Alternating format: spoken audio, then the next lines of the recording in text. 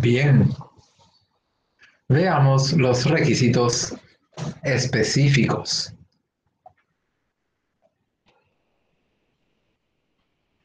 ¿Qué requisitos específicos? Tenemos requisitos específicos de acuerdo a su peligrosidad.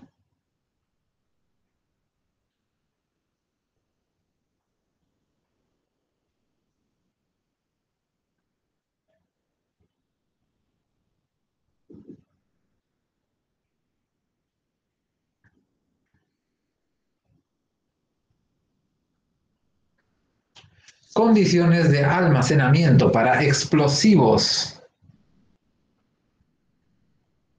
Deben estar situados a una distancia suficientemente alejada de todo edificio o zona habitada, carreteras y vías férreas, teniendo en cuenta la cantidad de explosivos y detonantes que se van a almacenar. El acceso debe estar restringido a personal autorizado. Deben estar construidos sólidamente y a prueba de balas y fuego. El techo debe ser liviano. Su almacenamiento debe ser separado de diferentes clases de sustancias químicas y alejado de toda fuente de calor que pueda ocasionar una explosión. Toda fuente de calor incluye, es decir, está completamente prohibido exponer los explosivos a la luz directa del sol.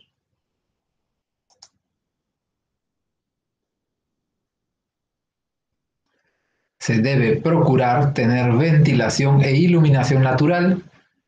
Si se requiere iluminar artificialmente el área alrededor y dentro de la infraestructura, deberá hacerse por medio de proyectores a distancia, con linternas o equipo de alumbrado eléctrico de tipo antichispas. Algunos de estos equipos, en la práctica, les dicen equipos intrínsecos. Es el argot, que significa en realidad equipos extrínsecos, pero intrínsecamente seguros. Es decir, hasta hay celulares y un montón de otros aparatos que están fabricados con piezas no metálicas, específicamente para ser usados en atmósferas explosivas o con riesgo de explosión. Los almacenes también deberán estar protegidos con un sistema de pararrayos que cubra el área total, sin que ninguna de las partes del sistema tenga contacto con la estructura. Los explosivos no deben almacenarse junto con los detonadores, es decir, los fulminantes, ni con los cebos de explosivos. Para esto deben conocer que hay muchos explosivos que solamente detonan cuando se les pone un detonador. Y este consejo es de que jamás guarden los detonadores junto con los explosivos. No es recomendable el almacenamiento de cantidades de explosivos que sobrepasen el 70% de la capacidad de las instalaciones. El 30% se destinará a maniobras dentro del mismo.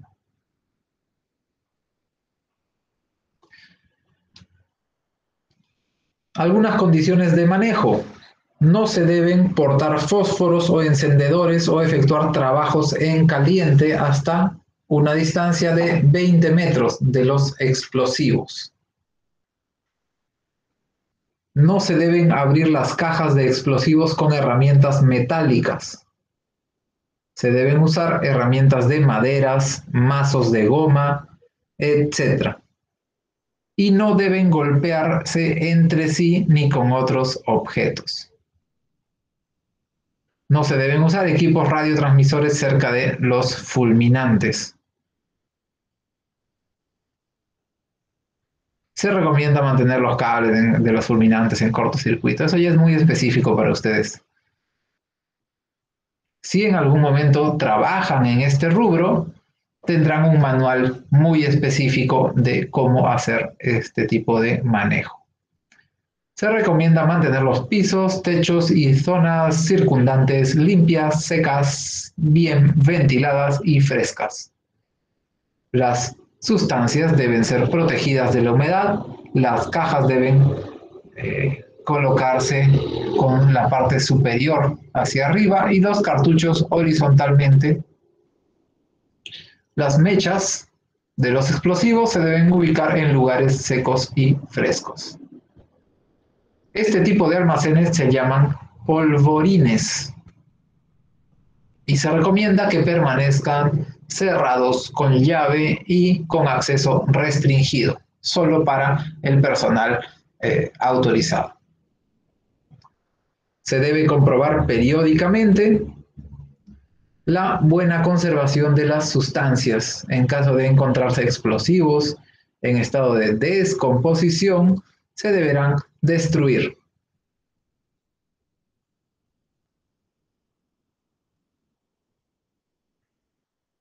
¿Qué pasa sobre o qué cosas hay sobre los gases comprimidos? Tenemos condiciones de almacenamiento. Debe haber un área exclusiva para los cilindros, lejos de zonas de mayor temperatura. El material de construcción debe ser incombustible. El techo liviano, el piso sólido, los muros pueden ser metálicos o de rejillas. La bodega o el almacén debe contar con ventilación suficiente para evitar concentraciones de gases.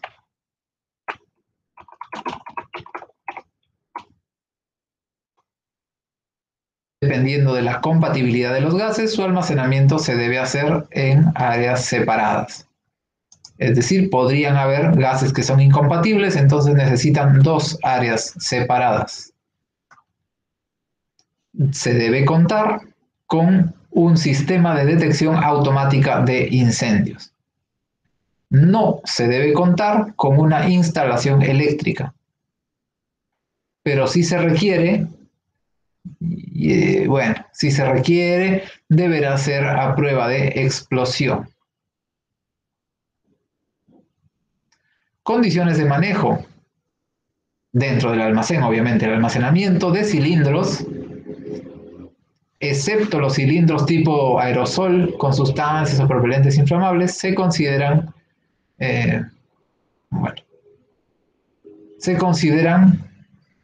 que los cilindros llenos estén en áreas separadas de los cilindros vacíos y con los letreros correspondientes indicando si están llenos o vacíos. Todos los cilindros deben ser almacenados en posición vertical y sujetos o encadenados a la pared, o bien encadenados o sujetos a un soporte que impida su volcamiento. Los cilindros deben estar lejos de instalaciones eléctricas para evitar que formen un circuito eléctrico.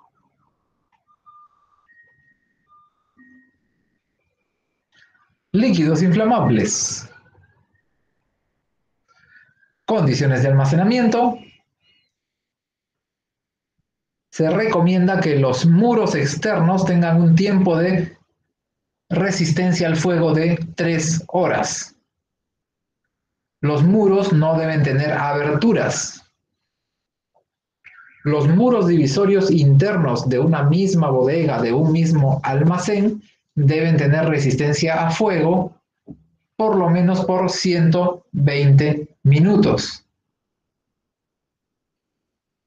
Los elementos soportantes verticales, las columnas, deben tener resistencia al fuego por 120 minutos. Los elementos soportantes horizontales con resistencia al fuego también de 120 minutos. La cubierta del techo con una resistencia al fuego menor a 60 minutos, sin planchas metálicas. Es decir, el techo sí debe ser vulnerable al fuego, ¿no? Mucho menos resistente que las columnas y la estructura. Las áreas de almacenamiento deben tener materiales de limpieza de derrames y equipo adecuado contra incendio en sus proximidades. Los extintores portátiles deben ser de espuma química seca o dióxido de carbono.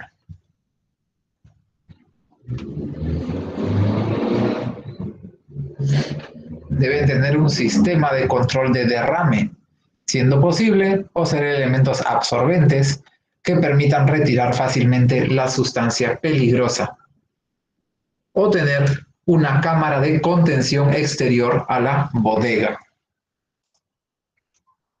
Esto es cuando hay algún derrame y hay una canalización que lo lleva a otro lugar.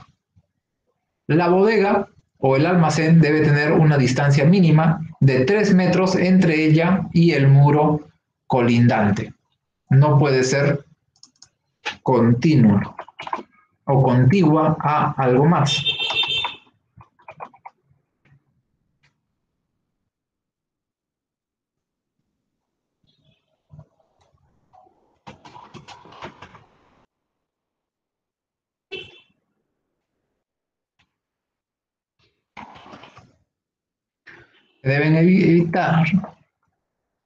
Se deben evitar las instalaciones eléctricas, pero si se requieren deberán estar protegidas adecuadamente y presentar conexión a tierra. Mantener la temperatura suficientemente baja para evitar problemas con los vapores existentes. Las zonas deberán estar bien ventiladas para evitar la acumulación de vapores. Si esas son las condiciones de almacenamiento, ¿cuáles serán las condiciones de manejo? Los líquidos inflamables podrán almacenarse junto con los sólidos inflamables. Ahí no hay ningún problema. Los materiales inflamables no deben almacenarse cerca de los ácidos. Las áreas de almacenamiento deben estar suficientemente frías para evitar la ignición en caso de que los vapores se mezclen con el aire. Se debe evitar almacenar materiales inflamables en neveras convencionales, porque esas no son a prueba de explosión.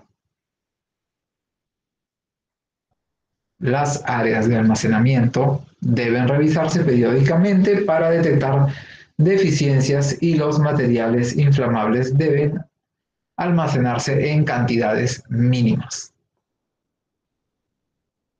Se deben utilizar guantes cuando se manipulan líquidos o vapores inflamables.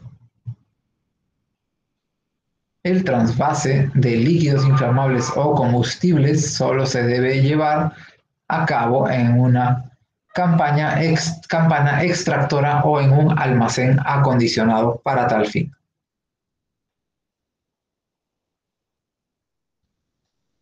Para los líquidos inflamables también se debe estar seguro que no haya cerca ninguna fuente de ignición cuando se transfiere o sea usado.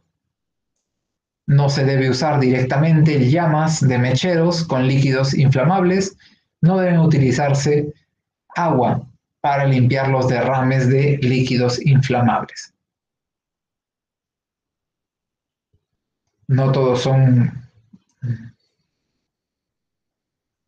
reaccionan con el agua, no todos son ignibles en el agua, etcétera, pero la gran mayoría sí, por eso no utilizamos agua para limpiar los derrames de un líquido inflamable. Los sólidos inflamables son parecidos a los líquidos inflamables. Así que para las condiciones de almacenamiento se aplican las mismas condiciones que para los líquidos inflamables. Sin embargo, en el tema de manejo, los sólidos inflamables podrán almacenarse en una bodega común de sustancias peligrosas en la cantidad máxima de 1 kilogramo. Es decir, la idea es no tener más de 1 kilogramo de dinamita. Este estándar no lo he revisado, lo da la SUCAMEC, así que no estoy seguro si siga siendo el tope. Deberán estar separados del resto de sustancias peligrosas por pasillos de 2,4 metros. La cantidad máxima permitida para el almacenamiento en bodega, bodega adyacente será de 5.200 kilogramos. 5, esto no está. Ese punto creo que es una coma. 5.200. Bien. Se exigirá almacenes separados cuando la cantidad de sólidos inflamables supere esas cantidades.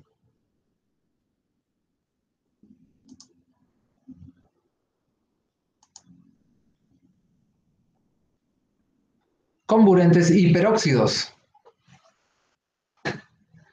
Condiciones de almacenamiento. El almacenamiento debe realizarse en una sala fría, seca, bien ventilada, protegida del calor, la luz y las fuentes de ignición.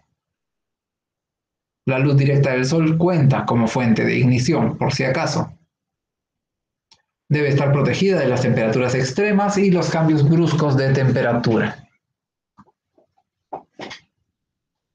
Condiciones de manejo.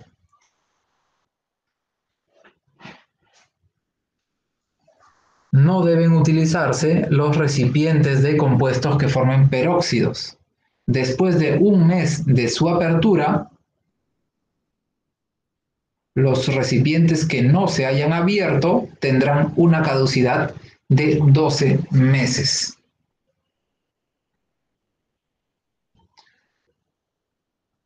Eso me recuerda ya en conocimiento práctico que tengo ahí una botellita de desmanchador, limpiador de ropas fuerte.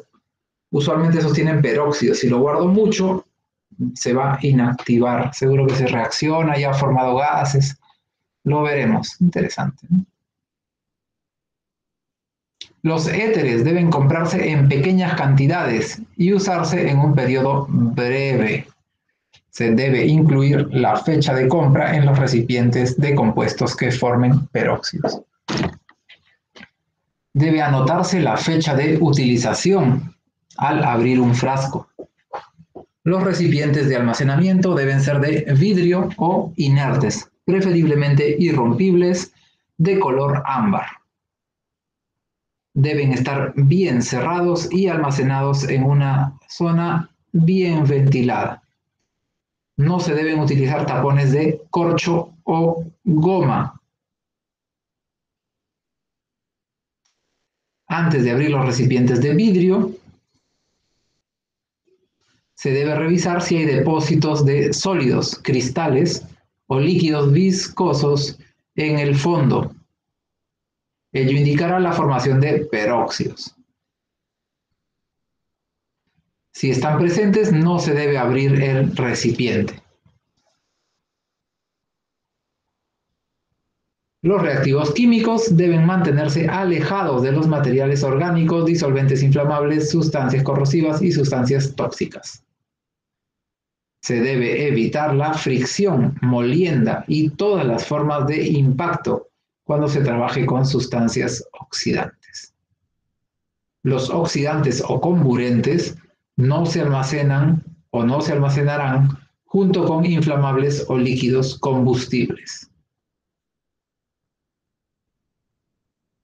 En caso de almacenarse en una bodega común, en un almacén común, estas sustancias deben estar a una distancia de 2,4 metros de otros productos.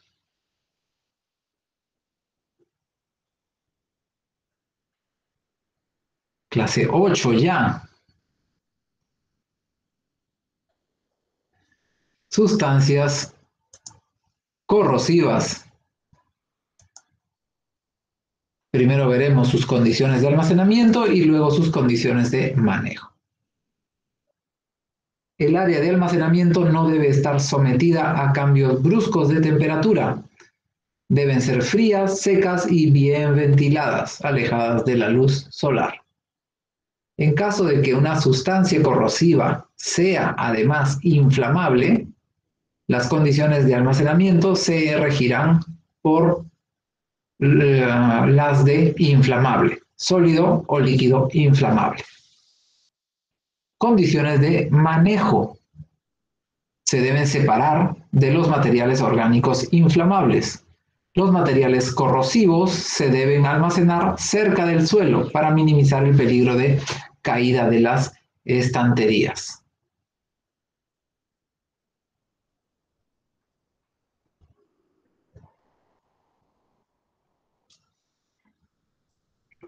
Me pregunto por qué puse la clase 8 corrosivos antes de la clase 6 y 7. Curioso. Algún criterio debió haber, pero en este momento no me acuerdo. Sustancias radiactivas, así como las vieron en sus videojuegos, en sus historias, en sus cómics, animes, mangas, etc. La bodega en que se almacenen los equipos estará construida con un material sólido que asegure que la radiación al exterior no exceda en 2 veces la radiación de fondo. En caso que la bodega se ubique en una obra provisoria y por tanto los materiales requeridos para la construcción no se ajusten a lo que se indicó anteriormente, se deberá construir un recinto en concreto reforzado, provisto de un marco con una tapa metálica de protección con un sistema de cierre con portacandado que lo asegure de terceras personas. Esta bodega puede estar ubicada al interior de otra o de otra construcción que puede ser de material liviano, pero deberá contar con un acceso independiente y exclusivo al lugar de los radiactivos. También se puede considerar la construcción de una caseta sobre el nivel del terreno, completamente aislada, con capacidad exclusiva para él o los densímetros nucleares de la obra, sí, con la señalización exterior, además de leyendas visibles que digan peligro, zona de radiación, solo acceso a personal autorizado. Condiciones de manejo son específicas, no las vamos a ver completamente en este curso, pero aquí van resumidas un poco, ¿no? Los equipos que estén en espera de ser instalados, así como los equipos portátiles que no estén en uso, deberán ser almacenados en una bodega exclusiva, sin almacenamiento de otros productos. Es decir, cualquier equipo o insumo radiactivo debe ser instalado solamente cuando se vayan a usar los equipos. Los insumos que no estén en uso deberán ser almacenados en un lugar ad hoc.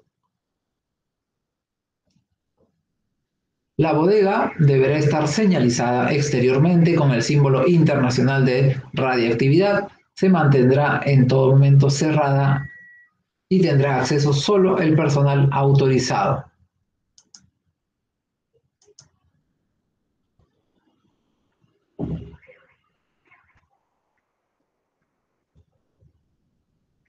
Los medios se guardarán en todo evento dentro de su contenedor original.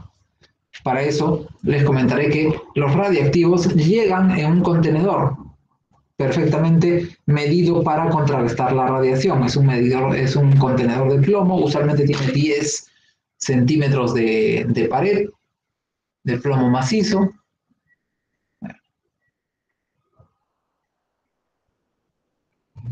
Se deberá mantener un registro que indique en todo momento dónde se encuentran los equipos radiactivos o materiales radiactivos, insumos radiactivos y la persona responsable de los mismos.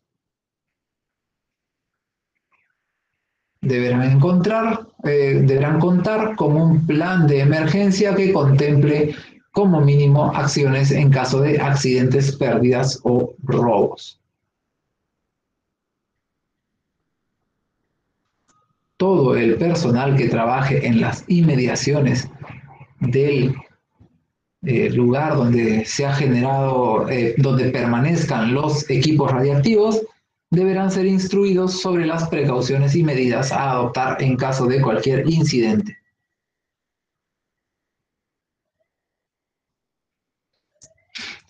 Número 6. Sustancias tóxicas.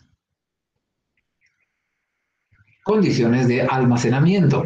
En caso que una sustancia tóxica sea además inflamable, las condiciones de almacenamiento se regirán por las indicaciones de los inflamables. Manejo.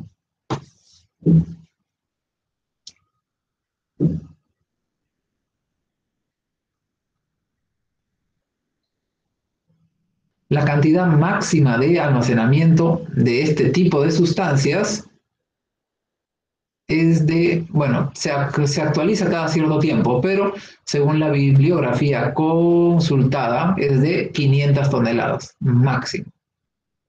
Estas sustancias se almacenarán en dobles recipientes que impidan ocasionales derrames.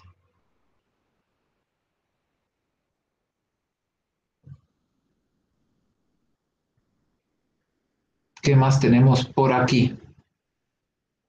Oh, ¿qué hora es? 6:46. Vamos, vamos. Todavía se puede. Condiciones de manejo.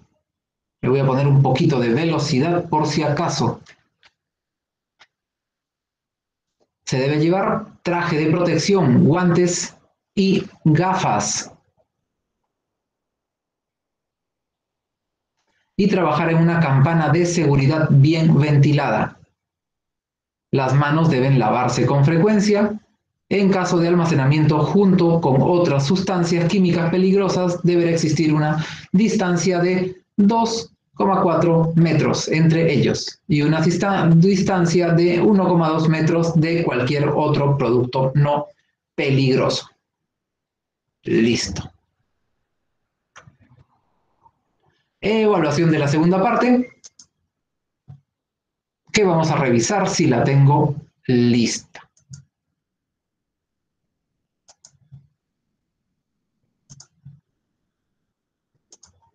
Nada, es broma. Vamos. Retroalimentación de la teoría del día de hoy. Hoy revisamos requisitos para el almacenamiento de materiales peligrosos, principios aplicables también al manejo de residuos peligrosos y de almacén de residuos. En el ámbito minero, estos almacenes se les dice a veces ATRI, por ejemplo, almacén de... No, almacenamiento de residuos industriales, pero no me acuerdo qué era la T. El ATRI. Bueno, ya lo revisaremos. Hemos visto requisitos generales y específicos de acuerdo a las características de peligrosidad del MAPEL o RESPEL. ¿Por qué hay dos puntitos al final de este RESPEL? Bien. Para saber más, pueden revisar la Estrategia Nacional de Sustancias Químicas, totalmente acorde y sincronizada con nuestros compromisos internacionales y con el Libro Naranja de las Naciones Unidas. Y por ahora, eso es todo con nuestra teoría del día de hoy. Per aspera ad astra, muchas gracias. Esta información ha salido del proyecto SAICM, o SAICM, que era el proyecto Químicos Seguros. Es un proyecto internacional que fue ejecutado por el Ministerio de la Producción, creo.